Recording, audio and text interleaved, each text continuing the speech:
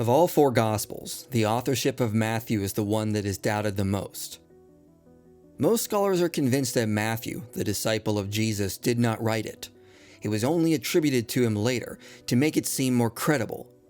But early church fathers unanimously agreed that the Gospel attributed to Matthew came from the disciple Matthew. Scholars argue internal evidence shows that Matthew could not have written the Gospel. However, when evaluated, their arguments seem to hold little weight, and beyond this, other internal factors support the idea that the Gospel was written by Matthew. When we look at this internal evidence and the external data, we can conclude that Matthew is in fact an eyewitness account.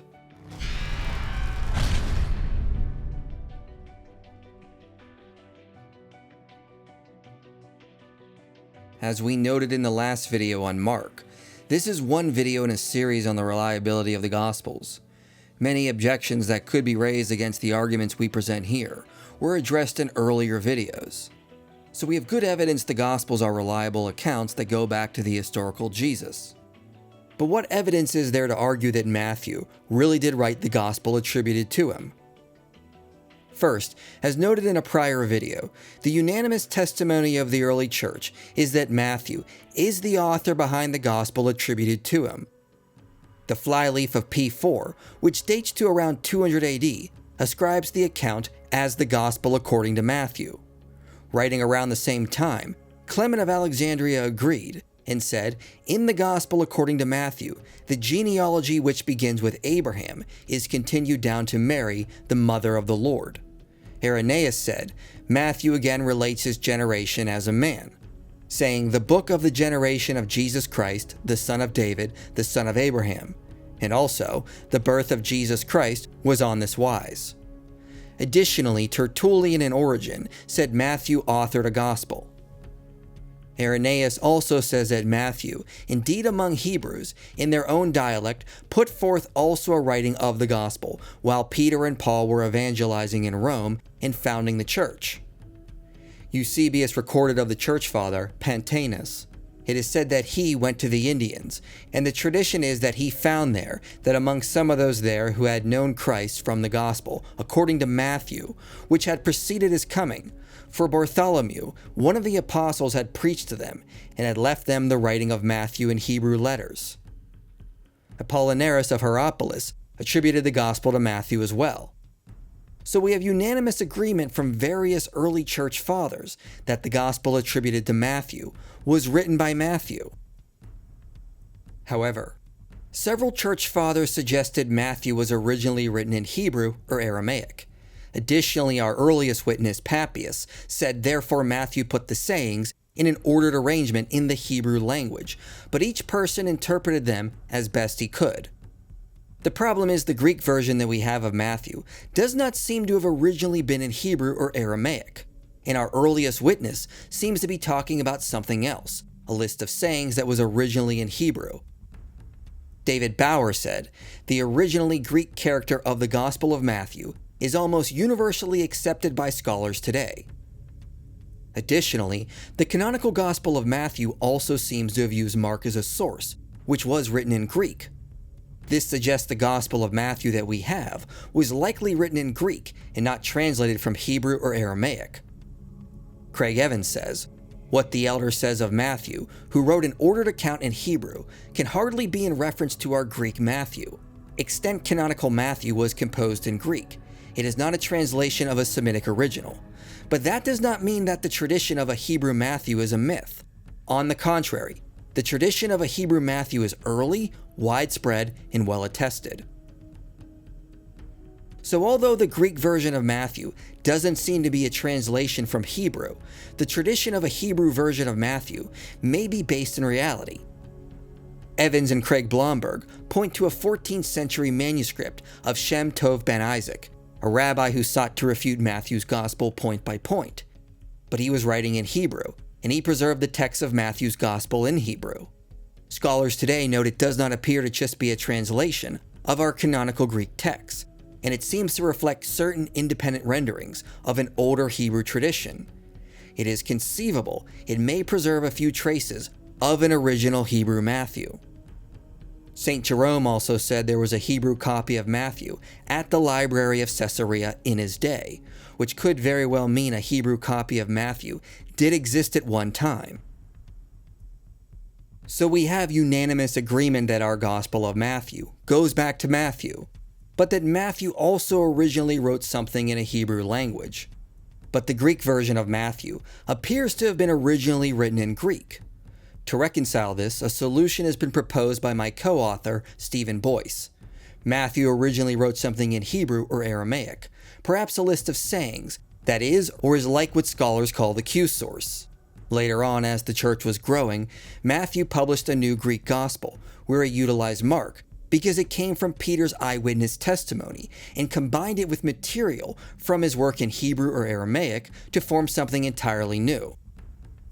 This was done to corroborate an official testimony from the apostles.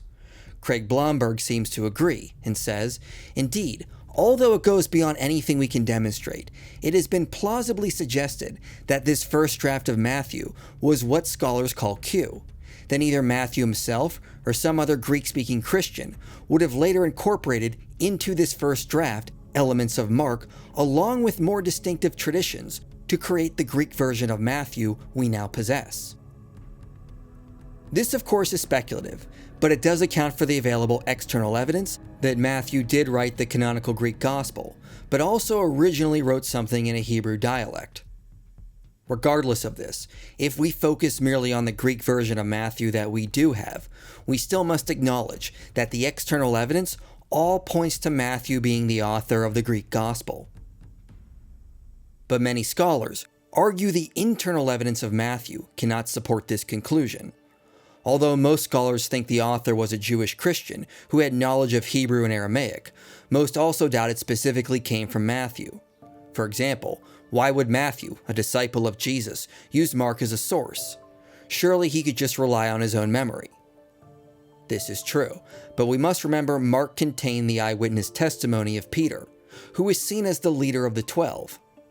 Matthew would not want to contradict what Peter was teaching. And more importantly, why would he not rely on Peter, who was closer to Jesus and was present for events that Matthew was not? If my father died and I wanted to write a biography of him, but I found out my mother already wrote one, I would utilize it for my work, since she was closer to my father. Likewise, it would make perfect sense for Matthew to utilize a biography that came from Peter.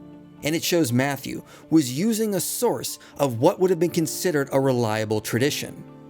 Charles Quarles says, "If Peter was indeed the authority behind Mark's gospel, then it is not surprising that Matthew would utilize Mark.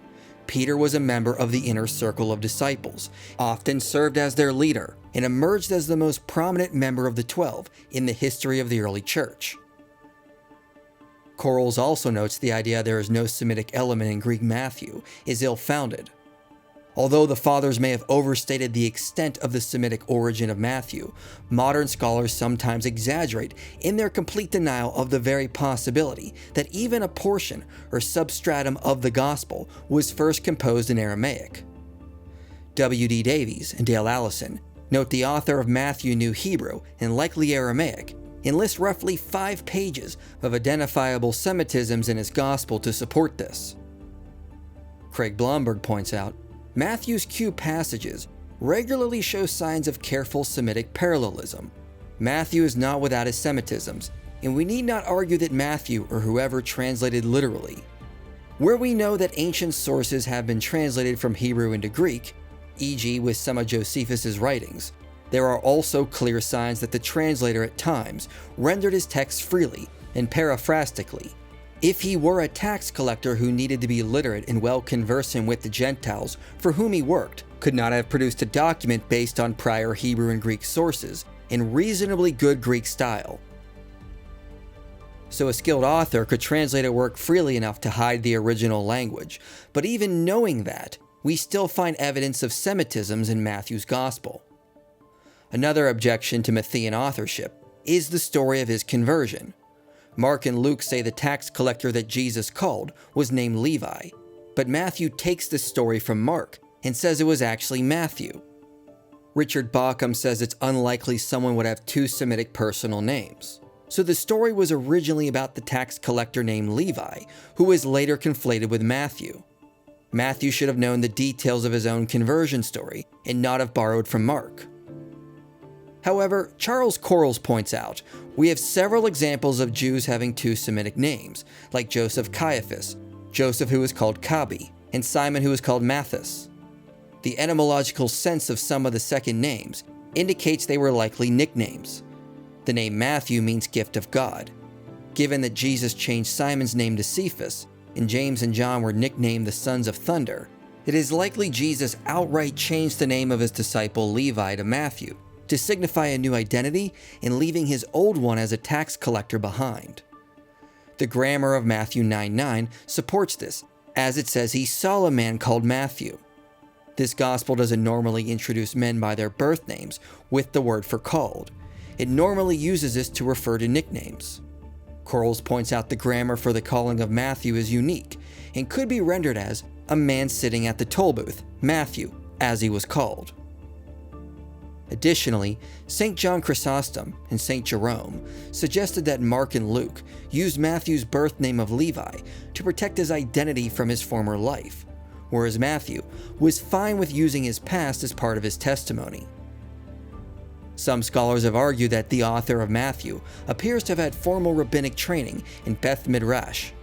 If so, it is highly unlikely the author would have also been a tax collector, as no rabbi would have taken on a student who was also in that profession. But Quarles points out the evidence for this within Matthew's gospel was exaggerated. No feature of this gospel requires or is best explained by the training of the author in rabbinic school. His training in the Beth Sefer, his instructions by Rabbi Jesus, and his interaction with local synagogue leaders provide a sufficient background for the content of his gospel. In truth, there is nothing within the Gospel of Matthew that really threatens Matthean authorship, or is strong enough to challenge the external evidence that all points to the author being Matthew. More importantly, internal evidence can also be used to support Matthean authorship. Mark was likely a Gentile who took the preaching of Peter and tailored it for a Gentile audience. If Matthew was a disciple and eyewitness of Jesus in utilizing Mark's gospel, we would expect him to take what Mark had and enhance it with more details and accuracy. And this is what we find when we read Matthew in comparison to Mark. Even Dale Allison said, "I have occasionally concluded that, in this or that respect, the first gospel represents the past better than the second gospel." For instance, Matthew alone says Jesus spoke of phylacteries, which were in use in Jesus' day, and something we would expect from a Jewish rabbi. In Matthew, Jesus emphasized the importance of the Jewish law and teaches on how to offer a sacrifice at the temple, something we would expect a rabbi of the first century to preach on. Gerd Thiessen notes Mark uses a general term to refer to Herod Antipas. Matthew uses a more specific term for Herod, calling him a tetrarch. He also gives more sensible context for why Herod did not kill John. Thiessen says, Matthew's changes in the Markan texts are interesting because they show that a text that is secondary from a literary historical point of view can be more historical in some details than a text that is primary from the literary standpoint. Jacob Neusner argues Jesus' statement in Matthew about cleaning the outside of the cup but not the inside is likely authentic, as it is evidence of Shamma'ite Pharisee purity laws that originated from prior to 70 AD, when the Shammaites had more control in Galilee. The Shammaites and the Hillelites disagreed on the proper way to wash cups. In the Gospels, Jesus used the Shammite rule as a polemic against them instead of the Hillelite rule, which suggests the saying originates to a time in Galilee before the dominance of the Hillelite school there. The Christian saying certainly originated from a knowledge of the Shammite view of the law, and at a time in which the Shammite version was binding. So the New Testament saying, whether or not by Jesus, derives from the period of Shammite predominance, that is, before 70. So Matthew accurately described a Shammite custom that fits with the time when Jesus was preaching. Matthew depicts Jesus speaking of the Pharisees on tithing their mint, dill, and cumin. This is probably authentic because it reflects rabbinic practices, as Peter J. Williams said. Jesus is saying about how the Pharisees were careful to tithe their mint, dill, and cumin shows specific knowledge of the rabbinic debates about tithing of dill and cumin. Craig Keener notes Matthew adds a line to Mark's account on Jesus speaking about blasphemy of the Holy Spirit that is likely authentic. But if it is by the Spirit of God that I cast out demons, then the kingdom of God has come upon you. Keener notes this is in line with ancient Israelite anthropomorphic language, which equates the finger of God with God's Spirit. He says, early Christians had no other available source for the idea than Jesus himself, yet it makes good sense. As the climax of history approaches, the forces of God's kingdom and the devil's are arrayed in battle against one another. Michael Patrick Barber and Gerd Theisen argue Matthew's description of Jesus speaking on clean and unclean foods is probably more accurate. They point out that Mark's commentary, thus he declared all foods clean, could be misconstrued to mean Jesus was abolishing kosher laws for Israelites. Matthew omits this line and does a better job at explaining what Jesus meant. This would be expected if Matthew was present for this exchange and could clarify what Jesus said. W.D. Davies and Dale Allison said, its teaching is probably closer to Jesus' teaching than Mark's account. Davies and Allison also point out that Mark says the robe draped over Jesus was purple, whereas Matthew says it was a scarlet cloak. The two colors were very similar, and Mark's account can be understood as a generalization. But Matthew's version fits better with the garbs of Roman soldiers, and is deemed more historical by Davies and Allison. They also highlight Matthew's tradition of Jesus changing Simon's name to Peter. This event is missing in the other Gospels, but we see allusions to it in Paul's letters. Paul typically refers to Peter by the name Cephas, but in Galatians 2 he breaks from that and calls him Peter. And Paul speaks of a special commission that Peter has. He also refers to him as one of the pillars, which Davies and Allison say is conceptually close to Peter being a foundational rock. Thus they conclude, proof to be sure is lacking, but one cannot overlook Galatians 1-2 as a possible witness to the very early circulation of something, very much like Matthew 16:17-19. C.K. Barrett has argued that 1 Corinthians 3:11 also shows Paul's knowledge of the gospel tradition about Peter. If Barrett is right, at least the primitive character of an important portion of Matthew 16:13-20 would be established. So it appears Matthew preserved an early tradition which corresponds to what we find in Paul's letters, which would be expected if Matthew was present for this event. This also may have been left out of Mark because Peter was concerned it gave him too much honor. Also, given that Mark has been shown to be reliable, this means Matthew inherits Mark's naming pattern and its onomastic congruence. Matthew has essentially taken a reliable biography of Jesus and enhanced it. Thus, Michael Patrick Barber says, in fact, Matthew provides us with a more reliable portrait than Mark in certain places. Is not merely possible, but probable.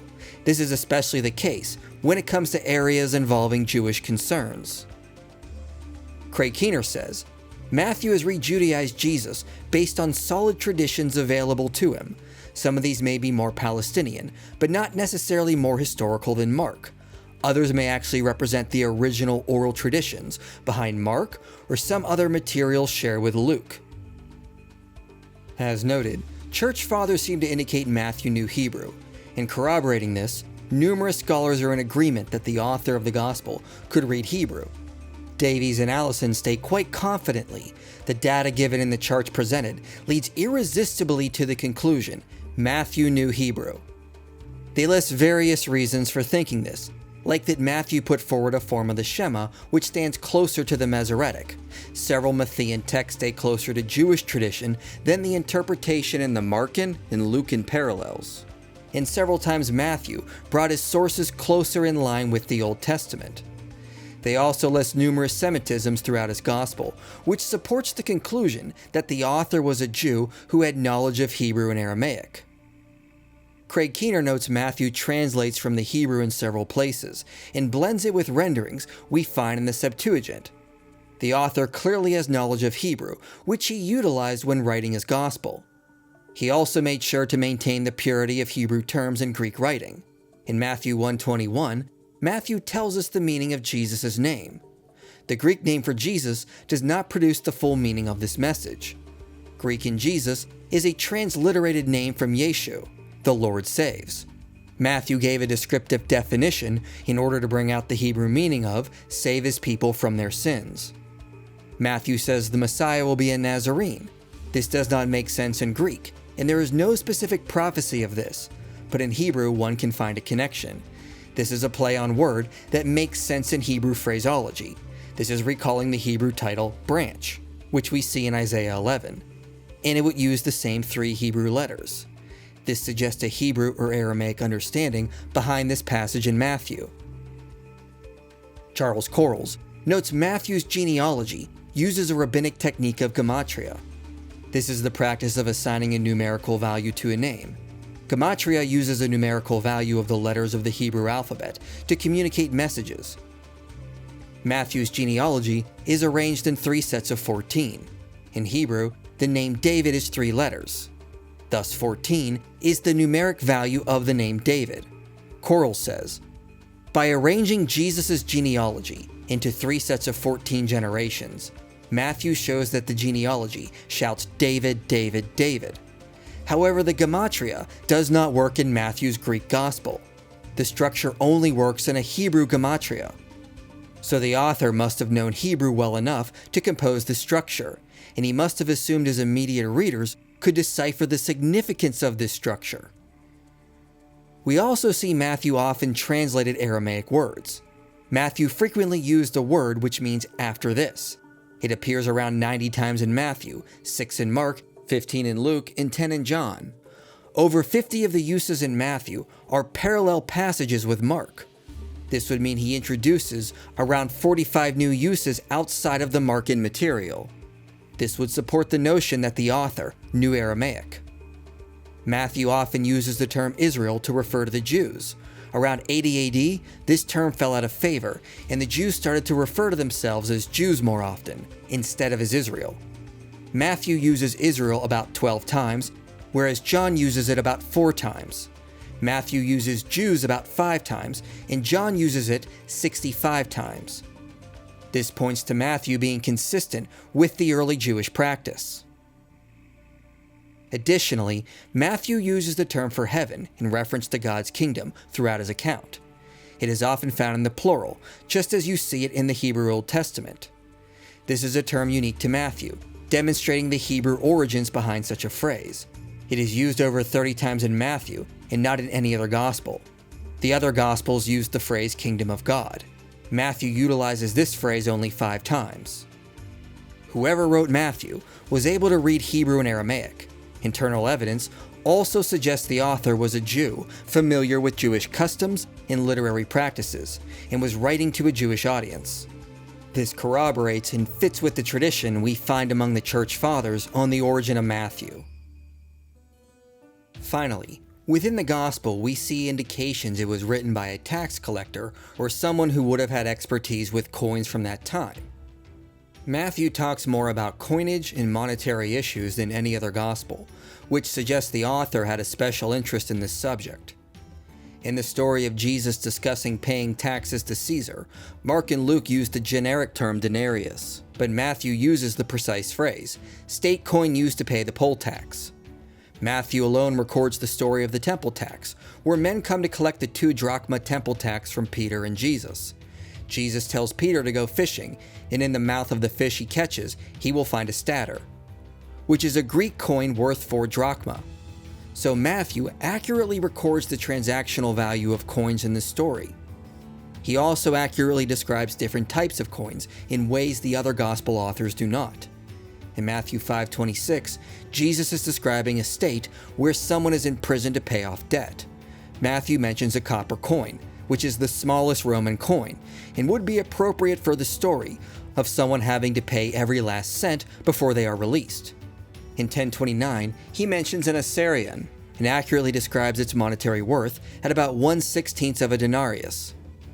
In other passages, he accurately states a denarion, a Roman silver coin, is equivalent to a laborer's average daily wage.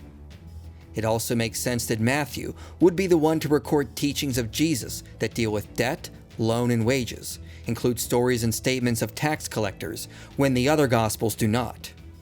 Peter J. Williams says, Matthew himself was traditionally identified as a tax collector, and Matthew's Gospel shows the greatest level of financial interest, including numerous references to money and treasure that Matthew alone records. The Magi with their rich gifts, the parable about hidden treasure, the parable about the discovered pearl, the scribe compared to someone bringing out old and new treasures, the account of Peter and the temple tax collectors, the parable of the servant who was forgiven a huge debt of 10,000 talents, and who refused to forgive a fellow servant of debt of 100 denarii, the parable of the workers in the vineyard, discontented with their pay of 1 denarius for a day because the same was given to late arrivals who had worked less time, the parable about talents, Judas's betrayal money, and what was purchased with it, the bribe given by the chief priest to the guards at Jesus' tomb. Internal evidence indicates the author of the Gospel of Matthew had a special interest in monetary issues, unlike the other Gospel authors, which supports the tradition the author was indeed Matthew, the tax collector. Now, of course, internal evidence alone isn't sufficient to ever demonstrate the author of the Gospel was indeed Matthew.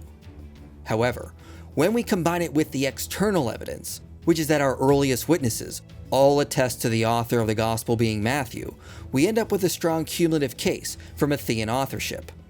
Matthew likely took the Gospel of Mark, which contained the preaching of Peter, and then enhanced it with his own eyewitness knowledge, his knowledge of Jewish customs, Hebrew and Aramaic, and monetary issues to make a gospel for the Jews.